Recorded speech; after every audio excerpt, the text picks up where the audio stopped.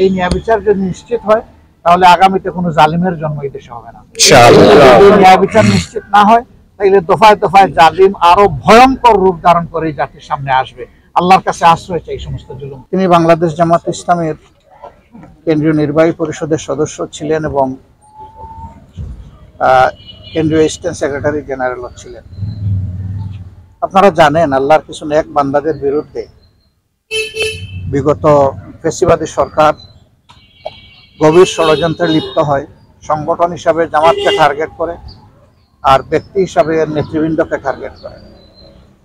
তারা মিথ্যা মামলা দিয়ে আমাদের সম্মানিত নেতৃবৃন্দকে জেলে পুরে কাউকে ফাঁসি দেয় আর কেউ কেউ জেলের ভিতরেই দুনিয়া থেকে বিদায় নেন।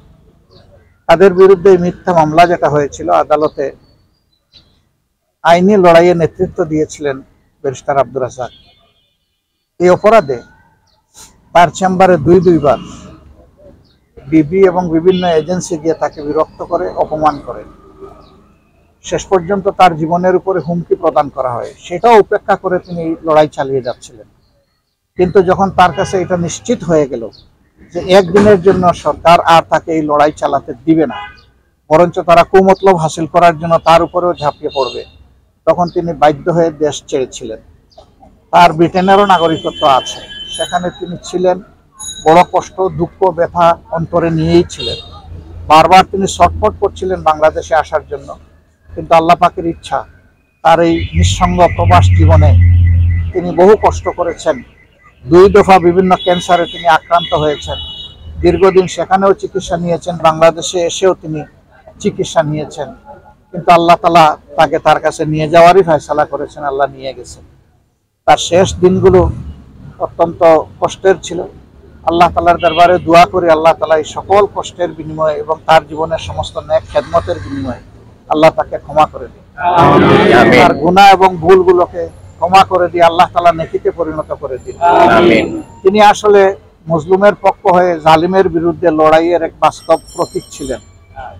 আমরা আশা করি যে এখান থেকে যারা আইন অঙ্গনে সত্যিই মানুষকে, মজলুমকে সেবা দিতে চান, তাদের অনেক কিছু পাওয়ার আছে, নেওয়ার আছে, শিকার আছে। তিনি কখনো কোনো অনৈতিক মামলা গ্রহণ করতেন না।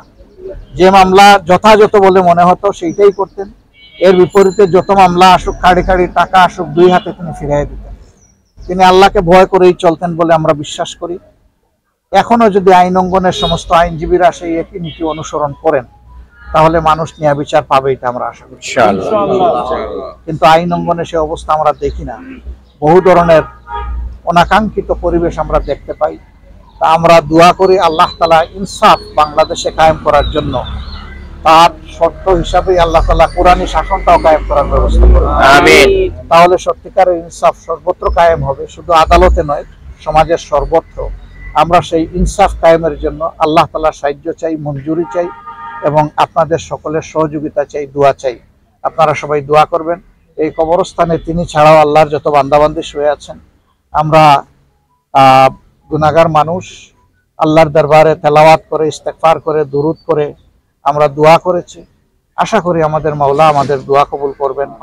আমাদের দোয়া যদি এই সমস্ত অসহায় মানুষের জন্য সামান্য একটু কাজে লাগে, আমরা আল্লাহর দরবারে আরো বেশি বিনীত এবং কৃতজ্ঞ হব এবং আল্লাহ যেন তামাম জিন্দেগি পরস্পরের জন্য এই কল্যাণ কামনার দোয়া করার এই মনোভাব, মানসিকতা, উদারতা এবং আন্তরিকতা আল্লাহ তাআলা আমাদের সকলকে দান করেন। আসসালামু আলাইকুম ওয়া রাহমাতুল্লাহি ওয়া বারাকাতুহু। অচিরেই মুক্ত হয়ে আমাদের বুকে ফিরে আসবেন এবং তিনি এদেশে ফিরে এসে ইসলামী আন্দোলনের নেতৃত্ব দিবেন। স্যার, আজকে তো আপনার দলের আজকে নিবন্ধন দিয়ে একটা রায় আছে না, আজকে না, এটা 13 তারিখ হিয়ারিং হবে। 13 তারিখ ইনশাআল্লাহ ওটা আমরা পাবো। কারণ এটা জানেন ভাই, আমরা কি বলবো, আমাদের উপরে হাজার জাতের জুলুম করা হয়েছে, যেটা অন্য কোনো দলের উপরে না। সবার লোক মারা গেছে, কিন্তু আমাদের লোককে দফায় দফায় ফাঁসি দেওয়া হয়েছে। জেলের ভিতরে আমাদের সিনিয়র নেতৃবৃন্দকে খুন করা হয়েছে। সর্বশেষ খুনের শিকার হয়েছেন আল্লামা দিলওয়ার হোসেন সাইদ, সবাই আপনারা জানেন। তো এগুলো আমাদের দুঃখ পেত। আমাদের অফিসগুলা সিলগালা করে রাখা হয়েছিল, আমাদের নিবন্ধন কেড়ে নেওয়া হয়েছিল, শেষ মুহূর্তে এসে আমাদেরকে নিষিদ্ধ করা হয়েছে। এগুলো আর কারো করা হয়নি। বোলডোজার দিয়ে কোনো দলের নেতাকর্মীদের বাড়ি ভাঙা হয়নি, কিন্তু আমাদের বাড়ি ভাঙা তা আমরা শত ব্যথা অন্তরে নিয়েও দেশটাকে ভালোবাসি, তো মানুষকেও ভালোবাসি।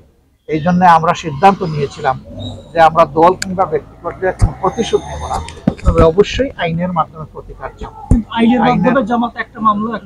প্রচুর মামলা করেছে, আপনারা জানেন না। অবশ্যই আমরা মিথ্যা মামলা করি নাই, শত শত মানুষকে আসামি বানাই নাই, কিন্তু যারা অপরাধী তাদের কাউকে আমরা ছাড়ি নাই। তাদের নাম সুনির্দিষ্ট উল্লেখ করে, তাদের অপরাধের সুনির্দিষ্ট ধরন উল্লেখ করে আমরা মামলা করেছি। আমরা সেই ন্যায় বিচারটা দেখতে চাই, দোয়া করেন সেই ন্যায় বিচার শুধু আমরা না, জাতি যেন পায়। এই যে 24-এর আন্দোলনে যারা শহীদ হলো, যারা পঙ্গু আহত হলো, যারা জীবনের তরে জিন্দা শহীদ হয়ে এখন বিছানায় পড়ে আছে, কাতরাচ্ছে, অন্ধ হয়ে, প্যারালাইজড হয়ে, তারা যেন ন্যায় বিচারটা পায়। এই ন্যায় বিচার যদি নিশ্চিত হয়, তাহলে আগামীতে কোনো জালিমের জন্ম এই দেশে হবে না। যদি ন্যায় বিচার নিশ্চিত না হয়, তাহলে দফায় দফায় জালিম আরো ভয়ঙ্কর রূপ ধারণ করে এই জাতির সামনে আসবে। আল্লাহর কাছে আশ্রয় চাই সমস্ত জুলুম।